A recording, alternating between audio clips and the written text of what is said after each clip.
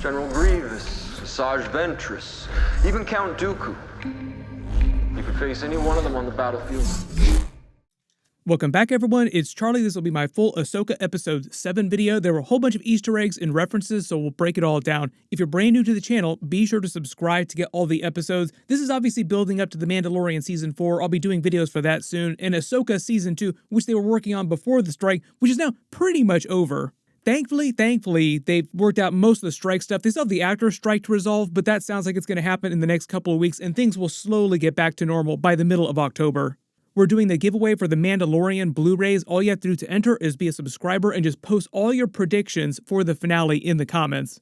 I think we can all agree that Thrawn will make it back to the main galaxy, and they'll end on some kind of WTF Avengers Infinity War kind of cliffhanger, like Thanos' snap in starting his new Star War against the New Republic. But careful for spoilers for everything that's happened on Ahsoka so far if you haven't seen the episode yet, but basically Thrawn is the Thanos of the new Star Wars universe, so to speak. Everything that's happening on Ahsoka now that will build up in The Mandalorian Season 4 and maybe Ahsoka Season 2 before the Thrawn movie or maybe right after the Thrawn movie is meant to build up to that Thrawn movie. So that when they begin that movie, they can begin kind of like the beginning of Revenge of the Sith in the middle of a giant battle with Thrawn's forces against the New Republic. So like a lot of Ahsoka here is basically like to build up to Thrawn making it back, and the finale is him actually making it back probably. The actual episode title was Dreams and Madness, which is a reference to the Nightsisters' ability to see through the Force, what they call the dream. They perceive things through time and space in what they call the dream space. It's how Morgan Elsbeth was able to communicate with the Nightsister Great Mothers across galaxies. Basically just another way that they're able to use the Force in a different way from traditional Jedi or traditional Sith. There are a lot of different cultures that all draw upon the Force in different ways. The title might also be a reference to Thrawn and Baylan Skoll's separate grand plans. They both have these crazy plans, but we still don't know enough about Baylan's plan yet. Apparently they're waiting till the finale to reveal what power it is on the planet that's been calling to him through the Force. I've already had a couple theories about this that might have something to do with the Nightsister ancient ruins written on the side of their temple. Zoom and enhance, the language that they're written in is Ur-Khatat, which is an old Sith language. It's basically the Sith alphabet and was only spoken by members of the Sith Empire. Recently, a fan translated the runes from Ur-Khatat, this ancient Sith language, and they read, "Praise Kujet, ruler of all, may his reign last for all time." We've reached the tomb of Kujet in search of an astrium. So the whole idea is that this Kujet figure that's mentioned on the Nightsisters' temple wall in the other galaxy was part of the Zepho race, who they featured during the Jedi Fallen Order Jedi Survivor games. During the height of the Zepho Empire, long before the days of the Old Republic, he was a powerful dark side sage as part of their race who created a temple on Dathmiri that Cal Kestis is exploring here that Merrin has been protecting. So this might be the power that Baylan Skoll feels calling to him on Purrgils, like the remnants of Kujet's Force spirit that's remained alive these many tens of thousands of years. The actual episode starts back on Coruscant during the inquest that they're raking Hera over the coals for going rogue on them, trying to basically kick her out of the military, give her a dishonorable discharge. That same asshole senator, Xiono, is the one who really has it out for her. They want to remove her command, basically. And it sounds like he's doing a lot of things here for political purposes, just maneuvering politically. They really want to make him seem like a dirtbag, but I don't actually think that he's an Empire loyalist. Like, I don't think he's still working with the Shadow Council or anything like that, just because he denies them so vehemently. I think the idea is that he's just meant to be a plain old asshole. The evidence of Thrawn coming back that he denies will be here soon enough. Like, Thrawn will show up and be like, okay, maybe you were right about that. But when Carson Teva shows up, shaking his head means that he doesn't have any sign of Ahsoka's return or Morgan Elsbeth at the hyperspace ring. They're still in that other galaxy, so like they don't have the hard proof that the senators are asking for. He also reminds them about what happened with Moff Gideon during The Mandalorian Season 1 through Season 3, and the New Republic mostly believes that he was acting alone. Like everything that happened on Mandalore, that force that he was gathering, they think that he was by himself. They do not believe that the Shadow Council exists. To her credit, though, Mon Mothma at least seems like she believes Hera. Like, how real is this Thrawn thing? Okay, pretty real. Okay, we need to be worried right now. Then we get our next really big cameo scene when C-3PO comes in saying that he's come on behalf of Princess Leia to speak on Hera's behalf. Because Leia has such a long relationship with the Star Wars Rebels characters working with them, she's been friends with them for a long time, since well before A New Hope. If you haven't watched any of those Star Wars Rebels episodes, she showed up in the Rebels episodes a whole bunch of times. We're from Phoenix Squadron. I know who you are. And unless you want the deck officer to know too, I suggest you put your helmets back on and keep your mouths shut. Excuse me? She covers for Hera by saying she authorized the mission, and they also clarify that at least right now in the New Republic, she's the leader of their defense force, or the Defense Council, which is basically like the military arm of the New Republic. Princess Leia also throws a bunch of shade at Senator Xiono by saying that he basically held this vote without her, which he needed to do because Hera's part of the military and she controls the military. And it sounds like Senator Xiono might be her political rival inside the New Republic. Notice Chopper in the background while this is going on, just cursing up a storm in droid. Anytime you see Chopper in scenes, unless he's answering something in like a yes-no kind of question, he's usually cursing.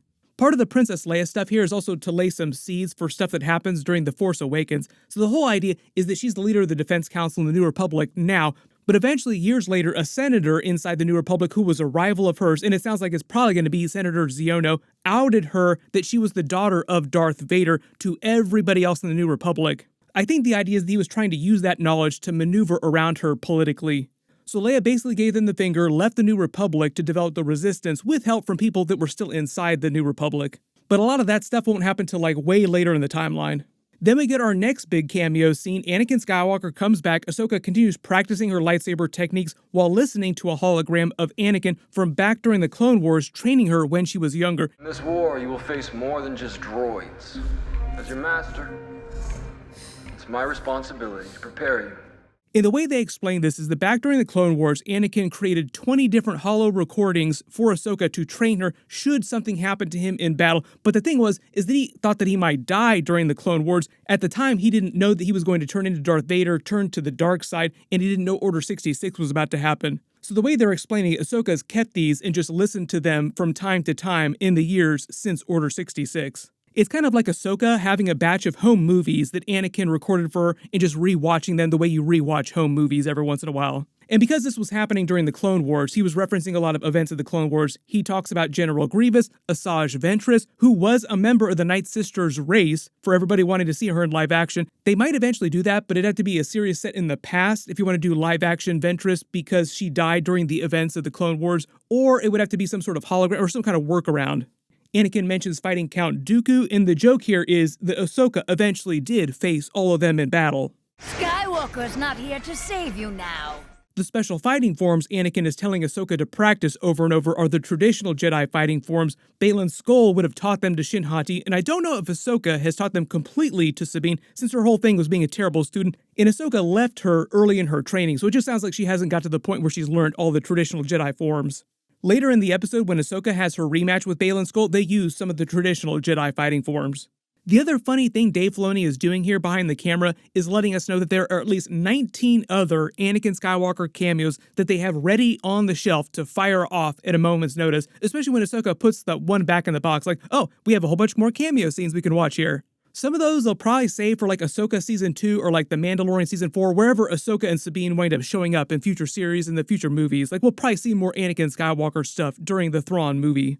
Zoom in and hands on the closet of all her supplies there. Like she's got her box of the holo recordings that Anakin made for her, all of her spare lightsabers and the training helmet, but she's also got a bunch of classic training droids like the one Luke Skywalker used on the Millennium Falcon and the one he used to train Grogu recently with Ahsoka watching. She explains her whole plan to find Sabine is by first locating where Thrawn, Morgan Elsbeth, the enemy are, because she understands that they'll be looking for Sabine, Ezra too, so it's easier to find where they are first and then search for Sabine and Ezra. They have a couple funny moments with her making fun of Hu Yang for being this stuffy droid, kind of like C-3PO, quoting the odds. It's a bit of a reference back to the original trilogy with C-3PO yelling at Han Solo, "Never quote me the odds." I think the odds are pretty good. No, in fact, they're terrible. Astronomically terrible. Sir, the possibility of successfully navigating an asteroid field is approximately 3,720 to 1. Never tell me the odds. Then we find out what Morgan Elsbeth did on Thrawn's orders to stop the Purrgils, basically lay a giant Imperial mine fleet around the planet so that when the Purrgils dropped out of hyperspace, it would just start attacking them left and right, causing them to immediately jump back into hyperspace, stranding them on the planet so they won't be able to use the space whales to get back. So now Ahsoka, Sabine, Ezra's only way to get back to the main galaxy is either to stow away on the hyperspace ring somehow or allow themselves to get captured and taken. And it sounds like Thrawn has no interest in bringing them back, so it means that they would have to stow away on the hyperspace ring. There might be some huge twist, maybe the world between worlds. There's like a couple other ways that they could surprise us with that they make it back to the main galaxy. But I think the idea is the ship, Ahsoka's ship, makes it back, and it'd just be easier to attach that to the hyperspace ring and hide on their way back. Kind of like the Millennium Falcon attaching itself to a Star Destroyer so closely that its sensors wouldn't pick it up. You guys can let me know in the comments how you think that Ahsoka and everyone else makes it back if they're going to bring the ship back. It just feels like the only way to do that would be to attach that to the hyperspace ring. The small ships that come after her inside the field of debris from all the Purrgil bones are Morgan Elsbeth's same mercenaries with the same types of ships that she fought earlier in the season, doing a little spacewalk, taking out ships in space using lightsabers. And the crazy other thing about the rings around the planet here, Purrgil, is it seems like most of the ring is actually made up of dead Purrgil bones. We get even more Anakin Skywalker references when we jump back to Thrawn at the Nightsister temple. He learns that Ahsoka's master was Anakin Skywalker. Notice his reaction, like he pauses for a second, like that look on his face. He's definitely taken aback. Her master was General Anakin Skywalker. And if she's anything like her master, she'll be unpredictable and quite dangerous. The reason why is because he knew Anakin Skywalker became Darth Vader, and he worked with Darth Vader many times inside the Empire on the Emperor's orders. So it's one of the reasons why he's so wary of Ahsoka, because he understands how powerful Darth Vader was, and that any apprentice of his would also be very powerful. That's why he says if she's anything like her master, she'll be dangerous and unpredictable, which is another Order 66 Darth Vader reference. Now, he's not afraid of Ahsoka, he just thinks they need to get rid of this problem. She could throw off everything. Thrawn is all about controlling all the variables in any given situation, which he talks about when he's with Morgan Elsbeth watching the battle play out on his screen. The funny reason why Morgan Elsbeth doesn't understand why Thrawn is so taken aback at the news of Anakin Skywalker is that she didn't know that Anakin became Darth Vader. She just thinks that he was a regular Jedi.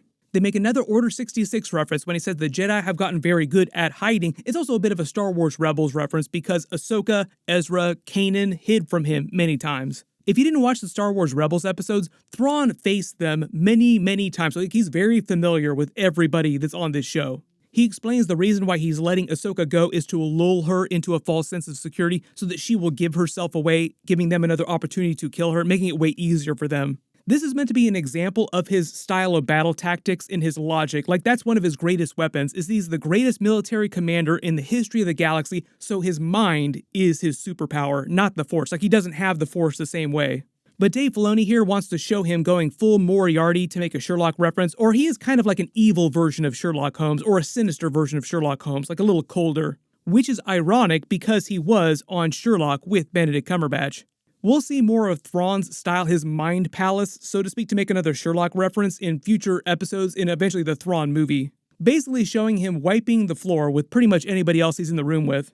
When Hu Yang is wondering why they knew that they were coming, it's because Ahsoka and that don't know about the Nightsisters' ability to see Force visions of the future and the past, the strands of destiny, so to speak. Like, we sense the Jedi is coming. Just another reference to the dream, like the way they perceive the Force.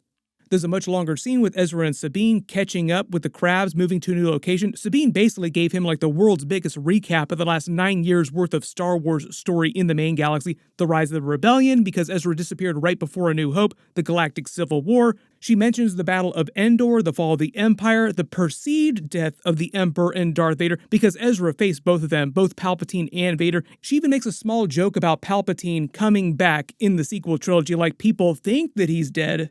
People mistakenly thinking that people died when they actually survived is another reference to Ahsoka not being dead when Baylan Skoll sees her again, like, you survived, that's great. Probably also a setup for the big Nightsister zombie twist to the special cargo, quote-unquote, that Thrawn has been loading onto the Star Destroyer. They make a couple more Star Wars Rebels references, with Ezra talking about the crew of the Ghost and what happened to everybody since he's been gone. She explains what Zeb is doing. We saw him in that cameo scene on The Mandalorian. He's training recruits. Maybe we'll get another cameo of him reuniting with the crew of the Ghost, but they might save that for the Thrawn movie. Notice how she avoids telling him the whole truth about how she wound up here finding him by giving Baylan Skoll the star map, allowing them to bring the hyperspace ring so that Thrawn could return and start his new Star War. That's what she means when she says things are worse than her usual level of complicated. There's a lot of banter between the two of them, especially during the battle later. That's just meant to be them referencing their energy, their banter together during Star Wars Rebels. They do a pretty decent job of capturing the energy between the two of them in the animated episodes, but it's different actors playing them live action. Probably one of the funniest moments, though, is when they're going back and forth and she tells him about becoming Ahsoka's Padawan. He's like, what? Why would she do that? Like, he couldn't believe that Ahsoka would ever take her on as a Padawan. That's probably another joke to like all the people out there who just had trouble understanding what was going on with Sabine the first couple of episodes. Like, wait a minute, is she Force sensitive? Why is she such a terrible Jedi? with Ezra just making fun of her a little bit, just like in a nice kind of way. Like he's like, oh, no, it's great. I'm wonderful. I'm so happy for you. They reference them both training together with the Darksaber during Star Wars Rebels. And obviously at this point in the episode, Sabine thinks that Ahsoka isn't coming because she thinks that she died falling off of the cliff. She doesn't know anything about the Purrgils or the world between worlds. Mostly to set up the payoff at the end when she reunites with everyone like, oh hey, I thought you were dead. Notice Baylan, Skoll, and Shin Hati watching them on their wolves. The ironic thing here is that they're actually named after Norse wolves, like Baylan, Skoll, and Shin Hati are names of Norse wolves in mythology. Then Thrawn gets the Nightsisters use their power to locate Ahsoka and the Force. Remember, this main one is played by Claudia Black from Farscape, from a bunch of other things like Stargate. You've probably seen her in at least something. They're calling her Clotho. All three of the Nightsisters are named after the three Greek fates who could perceive people's destinies, which are kind of what these Nightsisters are doing in the Star Wars universe. Then Ahsoka kind of does the same version of what the Nightsisters are doing to locate Sabine through their bond in the Force. Now, it's not the exact same technique because Nightsisters have different types of abilities, different ways of drawing on the Force than normal Jedi, but it's very similar. Placing a Force Skype call to Sabine Wren, please pick up. The interesting thing here, though, is that Ezra, who we know is actually pretty powerful in the Force, can't sense Ahsoka calling Sabine. It's not like a wide area of effect kind of Force ability, like it's a very direct call. They roll up on Baylan, Skoll, and Shin Hati, and the reason why he orders her to kill them by herself with the help of the mercenaries and then join Thrawn, take her place back in the new Empire, is because he intends to stay on the Purrgil planet. He doesn't plan on going back because he's searching for that secret power that he says has been calling to him. It sounds like whatever that power is, it will allow him to affect the entire universe, so he doesn't need to return to the main galaxy, so he isn't that concerned with going back. Like I said, it could have something to do with that Zepho, it could have something to do with the world between worlds, it could be another opportunity for an Anakin cameo scene. There are a lot of people that have been asking me in the last couple of videos I've been posting about Abeloth. Like, is Abeloth the person that he is searching for or is calling to him? Because at least up to presently, that was meant to be a non-canonical, like, Legends character that was part of the Mortis gods. So, like, I just posted a video about how Anakin Skywalker has replaced the Mortis gods. I'll link it at the end of this. But before the original Mortis gods died, there was the father, the son, and the daughter. There was a Legends book that sort of roped in the idea that there was a mother at some point to a human that served them, but then drank from this font of pure force and wound up evolving into this chaotic, evil force being. So if you've heard people talking about Abeloth on social, that's why. Thrawn sends two of his special TIE gunships from Star Wars Rebels. Those are just special TIE fighter variants of gunships. I've got a lot of question about TIE Defenders too, like are there any in the background there? Does he have any on his Star Destroyer, the Chimera? There might be some TIE Defenders in there. They might just be saving those for the Thrawn movie because Thrawn was behind the TIE Defender project in the canon version of Star Wars. Notice Thrawn's other plan here too is just to stall Ahsoka and the others long enough to complete their departure preparations and then just recall his gunships when it's time for them to jump to the hyperspace ring to the main galaxy, just stranding them back on the planet so he doesn't actually care about killing Ahsoka and the others. Like that would just be a bonus for him.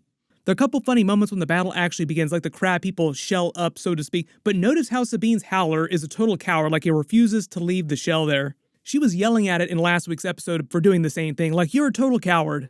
When Ahsoka enters the battle, when she talks to Hu Yang about getting the timing wrong, that's meant to be a reference to him not showing up to help her when she was facing Baylan Skoll the last time, causing her to fall off the cliff. Like, you should have shown up a little bit earlier so you could have helped me. There are a couple more funny moments between Ezra and Sabine, just showing their energy, bantering with each other, like, no, I don't need the lightsaber, I've got crazy force powers now. Just more callbacks to their banter during fights like this during Star Wars Rebels. And when we see Ezra's new Force ability, it's a little bit like Force martial arts. The technique that they actually call Terakasi, they canonized that during Solo: A Star Wars Story, and I don't think this is actual Terakasi, like that is an actual genuine fighting form like the traditional lightsaber fighting forms. But it's kind of what Ezra is doing, and it sounds like he's been developing this technique because he hasn't had his lightsaber these past 9 years.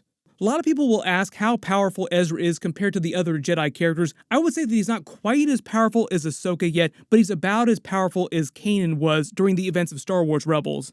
Speaking of Jedi power scaling, Ahsoka realizes she can't defeat Baylan Skoll in lightsaber combat. They do have a bit of a rematch, but she uses Hu Yang to distract him long enough to get to Ezra and Sabine. Loved his reaction to seeing Ahsoka again, like he is pleasantly surprised, like he is actually happy to see her, like, wow, I'm not even mad, this is great that you're here.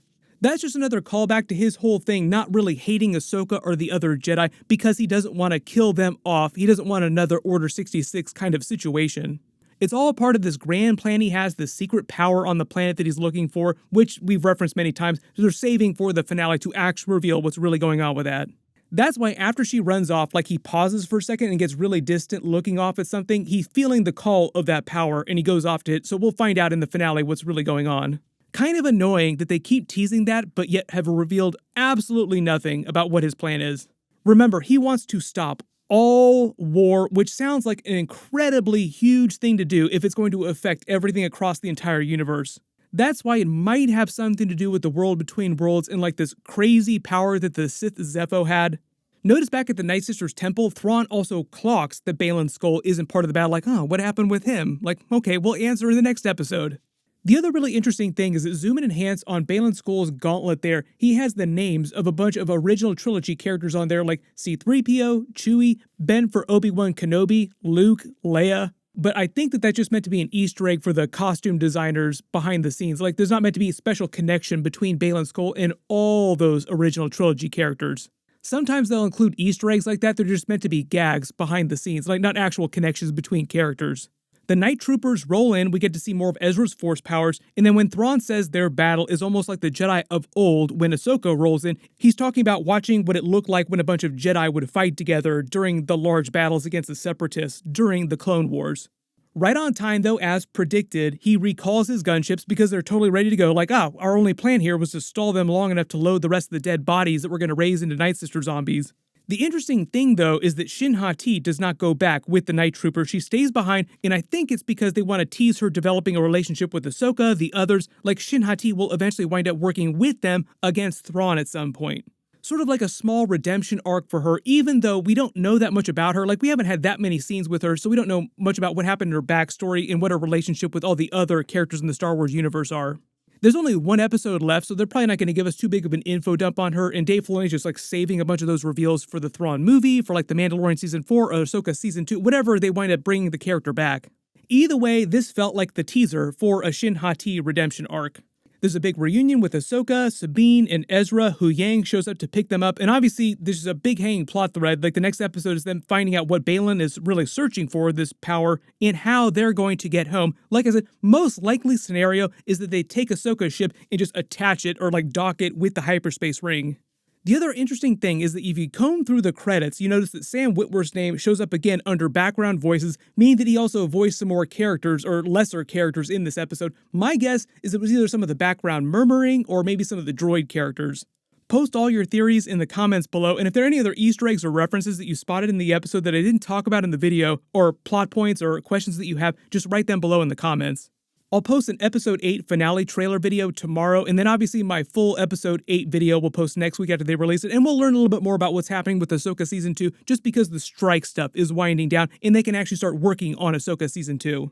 Big reminder, though, that they do plan on doing The Mandalorian Season 4 before that. I don't know if they're going to be able to get that out by the end of next year, so it might be like early 2025 before we get that, but that is supposed to come before the Thrawn movie, so still a couple years before that Thrawn movie happens. The actual next big Star Wars series they're doing is meant to be Skeleton Crew, and I actually think now, based on what happened on Ahsoka, that a lot of that series will take place in this other galaxy. Like, they're meant to be stranded on that ship with Jude Law's character, who's meant to be like a former Jedi, but I think it's going to happen in this other galaxy. Seriously though, there's like a whole giant galaxy they just teased. We've only seen one planet. Of course they would want to explore that more in other Star Wars series. And if it wasn't clear, the Skeleton Crew show will cross over with the Ahsoka series as well as the Mandalorian series, and those characters will appear in the Thrawn movie as well. Mando into the Mandoverse. Like, we have a Marvel situation going on here with like all the Star Wars shows crossing over and building up to their version of Avengers Infinity War and Avengers Endgame. Star Wars Endgame. But I actually think that first Thrawn movie, because they're basing this on the original Thrawn trilogy, they'll just call that movie Heir to the Empire, or Star Wars Heir to the Empire. Click here for that Episode 8 finale video. I'll update the link as soon as I post that, and click here to learn how Anakin replaced the Mortis gods in the Star Wars universe. Thank you so much for watching, everyone stay safe, and this is the way.